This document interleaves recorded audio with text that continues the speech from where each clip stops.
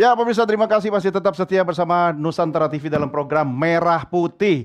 Kita lanjutkan diskusi kita malam ini, dan kalau Anda saksikan di tangan saya sekarang ada 4 buah kartu.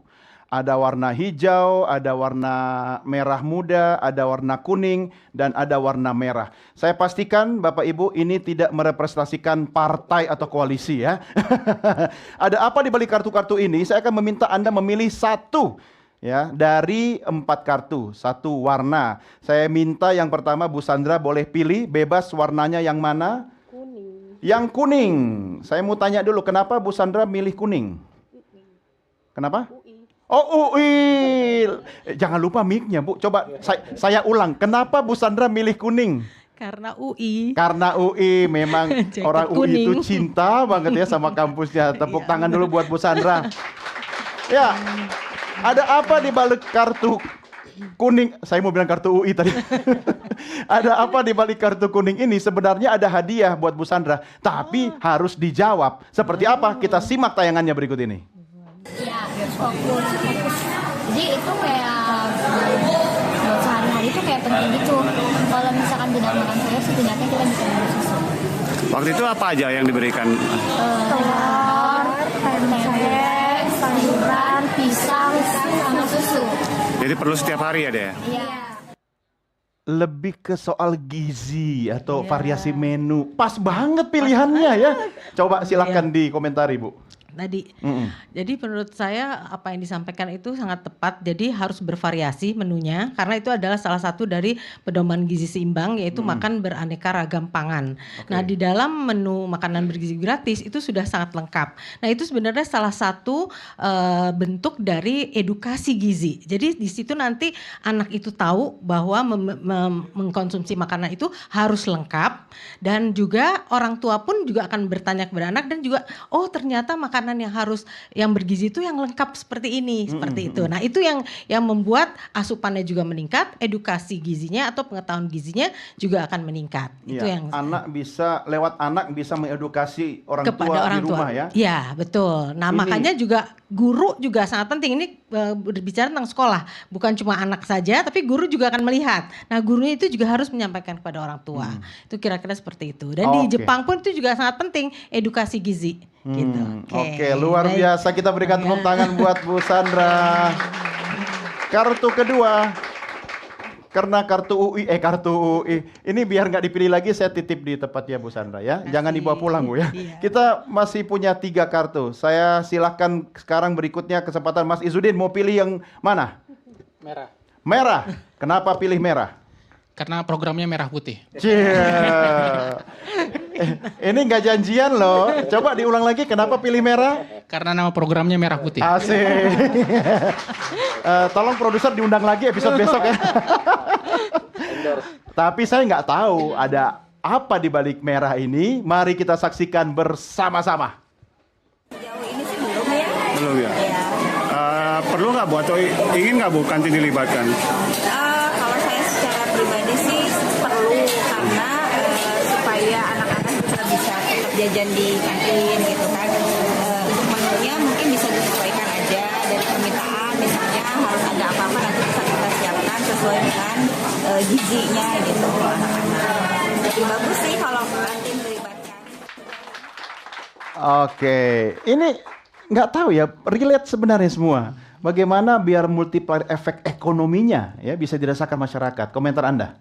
Ya tentu tadi seperti yang tayangan sudah disampaikan sebelumnya, bahwa memang kalau ingin multiplier efeknya besar maka harus melibatkan UMKM sebanyak-banyaknya. Ya. Tentu catatannya adalah UMKM yang memang mempunyai kapasitas produksi yang mumpuni, artinya memang selama ini sudah biasa memenuhi berapa ratus atau sekian banyak makanan sehari begitu, karena itu berkaitan dengan kapasitas SDM di UMKM tersebut juga. Di sisi lain kandungan gizi atau kesehatannya, artinya proses memasaknya dengan minyak yang baik dan seterusnya. Kemudian juga higienitas dari UMKM-nya juga harus diperhatikan supaya ketika dalam seluruh proses memasak hingga nanti pengepakan dan pengantaran itu juga baik. Nah, itu yang kemudian harus diperhatikan supaya tadi efek multipliernya besar. Aspek kesehatan, kebersihan, higienitas itu juga terjamin. Selain UMKM, kira-kira ada yang lain nggak yang mungkin bisa dilibatkan? Bisa tadi BUMDes, bisa BUMDes juga ya. koperasi, Koperasi ya. betul juga. Jadi karena di desa kan setiap desa wajib punya BUMDes, artinya Ya. BUMDes sangat bisa dilibatkan.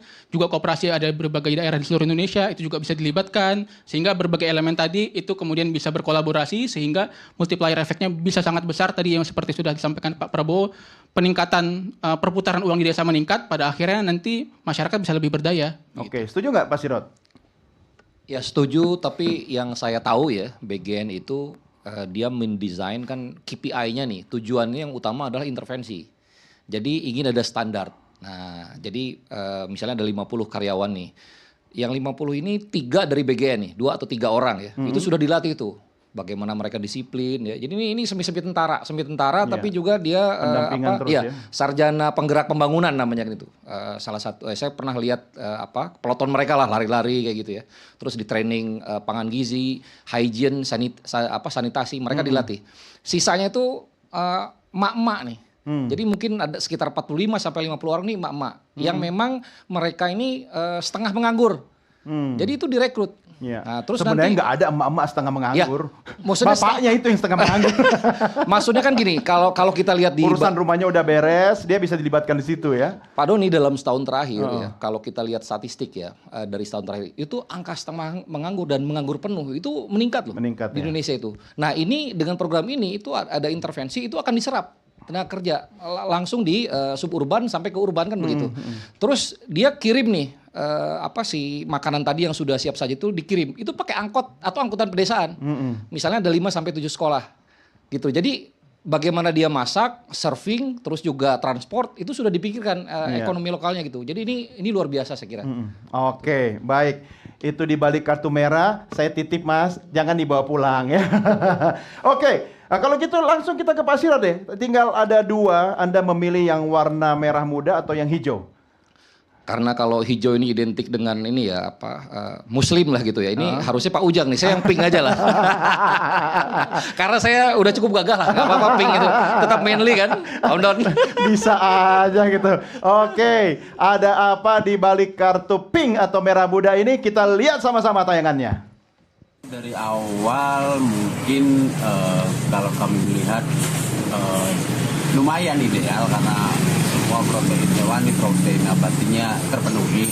Namun tadi harapan kami lagi-lagi bahwa agar ditingkatkan kembali dari segi kualitas, baik segi kualitas lauk pauknya dan kemudian segi kualitas buah-buahannya, agar keseimbangan antara protein hewani dengan protein nabati juga seimbang. Jadi ya tadi anak-anak bisa mendapatkan gizi-gizi yang terbaik. Oke, sebentar Pak Sirot. Sebenarnya nanti Bu Sandra bisa menjawab itu. Tapi yang paling penting keberlanjutannya. Silakan, bagaimana mengomentari? Ya keberlanjutan maksudnya kan ada circular ekonomi gitu ya. Tapi yang maksud Bapak itu kan beliau bicara mengenai kekhawatiran lah. Ini jangan-jangan anak gua nih dikasih makanan nggak seimbang gitu kan. Nah beliau bicara protein nabati, hewani. Tapi saya kira itu BGN tuh memang kalau nggak salah ya, mungkin Pak Ujang lebih tahu nih. Jadi per titik itu nanti memang ada ahli gizi ya Pak Ujang. Jadi ada ahli gizinya Mas. Jadi jangan khawatir seperti kita ke rumah sakit lah. Ya kalau misalnya saya misalnya punya penyakit misalnya diabetes gitu, nggak boleh nih misalnya ada sakorosa dicek tuh di gula darahnya berapa gitu. Nah itu dicek di setiap titik itu dicek oleh ahli gizinya. Jadi akan seimbang. Memang tentu akan memperhatikan juga kan komoditas lokal tadi yang dari Indef tadi Mas Mas Izudin bilang tadi. Jadi nanti misalnya kalau di Maluku atau di Papua misalnya dia pakai sagu gitu, artinya karbohidratnya pakai yang di lokal itu banyak gitu ya. Makan papeda kan enak itu, enak sekali, pakai kuah ikan kuning. Top itu. Wih. Ya, jam berapa kita selesai ini? Sudah tutup kayaknya itu rumah makan itu. Di Batu Merah kita ke Kambon lagi. Tapi boleh juga nyambung tadi Bu Sandra soal kekhawatiran orang tua itu soal asupan gizinya, bagaimana itu ilmunya Anda itu bisa tularkan kepada mereka-mereka ya Pak Ujang yang berada di dapur-dapur itu nanti biar sama semua nanti. Ya, berarti memang harus ada standarnya yang diberikan kepada mereka agar mereka mengetahui bahwa untuk sekitar 500-600 kalori itu apa saja yang harus disiapkan. Iya. Berapa banyak karbohidratnya, berapa banyak proteinnya, kemudian juga protein hewani, protein nabati, kemudian sayur dan buah. Itu biasanya itu udah ada lengkap itu berarti semuanya. Itu saya rasa itu Tapi memang tetap harus berbasis lokal kan? berbasis lokal pasti ada. Jadi misalnya kayak protein hewani di suatu daerah mungkin bisa itu ikan, tapi di daerah lain mungkin ayam atau telur ya pasti harus ada. Nah itu makanya standar dari makanan ukuran makanannya, penilaian gizinya harus ketat juga ya. Iya. Itu harus dimonitor. Oke, Pak Ujang, ahli gizi sudah aman semuanya? Iya, karena dalam setiap satuan pelayanan itu kan ada 3 orang. Ya, yang pertama itu koordinatornya. Oke. Yang kedua, Nama Bu Susan sudah masuk belum? Bu Sandra. Beliau pakarnya, ahlinya gitu, penasehatnya lah. Yang kedua itu kan ada ahli gizi. Iya. Untuk memastikan bahwa menunya itu sangat layak dan sangat pantas untuk dikonsumsi kan.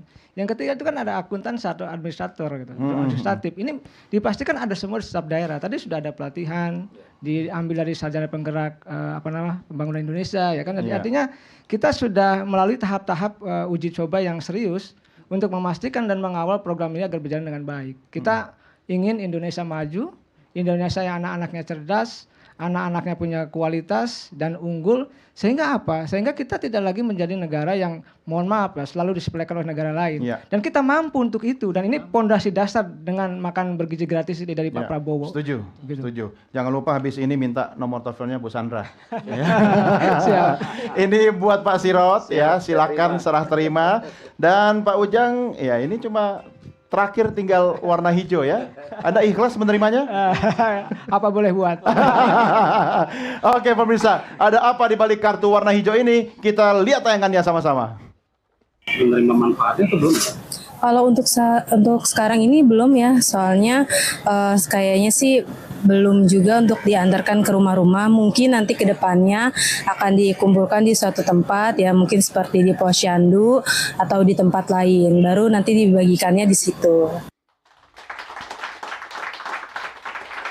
Oke, Pak Ujang dapat pertanyaan dari ibu hamil.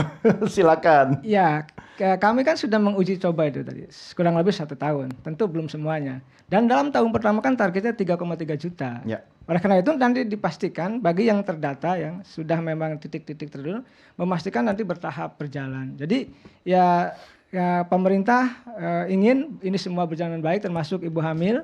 Tentu kita peduli, ibu menyusui, anak balita dan anak-anak Indonesia semua yang berhak untuk memastikan tadi bahwa negara ingin menjamin mereka, ingin memastikan mereka hidup dengan lebih berkualitas, khususnya dalam konteks membangun kesehatan. Jangan lagi ke depan misalkan stunting itu meningkat, jangan lagi, kita kurangi gitu. Manusia Indonesia, anak-anak Indonesia banyak yang anemia. Iya. Ini cukup tinggi, oleh karena kita kurangi. Nah sebenarnya kalau kita lihat ide besarnya yang dibangun oleh Pak Prabowo, termasuk janji kampanye dan program prioritas ini, tadi bahwa bangsa ini punya kebutuhan untuk memutus mata rantai malnutrisi. Yang selama ini banyak anak Indonesia yang tidak layak konsumsi makanannya, kita pastikan mendapatkan makanan yang layak. Ini kita pastikan tadi. Lalu juga memastikan juga bahwa selama ini sirkulasi ekonomi belum tumbuh. Nah dengan adanya makanan bergizi gratis akan tumbuh. Oleh karena itu ini sebenarnya jiwa-jiwa besar ya dari Pak Prabowo yang ingin memastikan seluruh anak Indonesia itu diperhatikan. Bukan hanya kualitas kesehatannya, tapi tadi nanti juga ke depan pendidikannya gitu. Ini yang kita bangun bertahap. Jadi kalau kita bicara konstruksi Indonesia di bawah Pak Prabowo, saya optimis itu bahwa Indonesia ini akan menjadi negara yang betul-betul diperhitungkan. Itu catatan kita bersama. Kalau ada masalah ya kita bangun bersama-sama. Jadi kalau ada kritikan ya kita terima. Ini bagian daripada negara demokrasi. Tetapi sekali lagi Pak Prabowo ingin memastikan anak Indonesia tumbuh sehat, tumbuh cerdas, tumbuh unggul dan produktif dan kompetitif hidupnya. Tidak lagi misalkan ya leha-leha, tidak lagi misalkan dengan dikasih makan bergizi gratis lalu sekolahnya malas, tidak. Tadi Bang Paras sudah mengatakan ada catatan bahwa dengan formula uji coba sudah tingkat partisipasinya naik. Lalu tingkat kehadiran juga naik. Tingkat fokus menerima konsentrasi pelajaran juga naik. Ini kan catatan-catatan penelitian yang sudah dijalankan oleh para ahli, termasuk Bang Paras. Yeah. Saya meyakini dan saya optimis pemerintah ingin memastikan program ini berjalan dengan baik dan tentu butuh doa restu dari seluruh rakyat Indonesia begitu. Ya, pasti kita doakan, kita dukung. Ya, oke, tepuk tangan buat Pak Ujang. Hadiahnya kartu hijau. Tapi tadi ada yang menarik loh. Soal ekonomi, dampak ekonomi kan. Artinya potensi yang dihasilkan secara ekonomi kehitung nggak sebenarnya, Mas? Iya, jadi memang soal dampak ekonomi kami menghitung bahwa multiplier effect dari 71 triliun di tahun 2025 itu ke PDB itu sekitar 0,06% begitu. 0,06%. 0,06%. Tambahannya jadi kira-kira kalau pertumbuhan ekonomi tahun depan itu 5%, jadi 5,06%, begitu kira-kira tambahannya. Kemudian juga meningkatkan konsumsi rumah tangga 0,41%, ini yang paling besar.